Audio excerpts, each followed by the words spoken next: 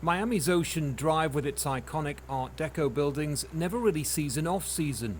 For weeks now it's been deserted, along with the normally packed beaches and pedestrianised shopping areas of a city in lockdown. The cautious reopening of parks, golf courses and marinas is now underway though, as state officials point to coronavirus cases showing a slight downturn.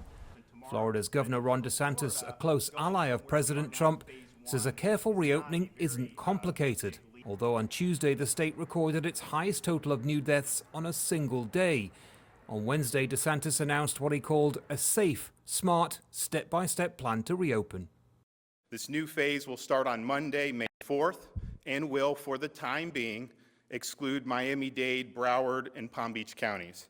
These counties have seen the lion's share of the state's epidemic, but they are trending in a positive direction. Even as beaches and parks reopen in some parts of the state, places like Miami-Dade County continue to take precautions. Despite the governor's optimism, reopening isn't a one-size-fits-all policy. Over 1,000 people have died of COVID-19 in Florida, a third of them here in Miami-Dade. Like many other states, what this one's facing then is a patchwork of reopenings and a continuation of restrictions. Here in Miami Beach, the boardwalk's open, but the beach and playgrounds remain off limits.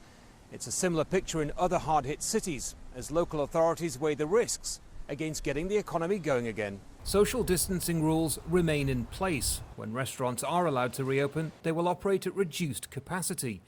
Miami's mayor says if people don't follow guidelines, harsher restrictions will come back. If we start to see a regression, if people are not respecting the rules, then obviously we will not hesitate to start re-restricting. And that's one of the things that we want to avoid. Any version of a new normal will also be a challenge logistically.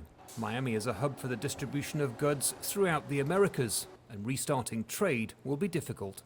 It's very complicated. It's obviously critical, but it's essential for us to understand what those steps entail and how people interact with others.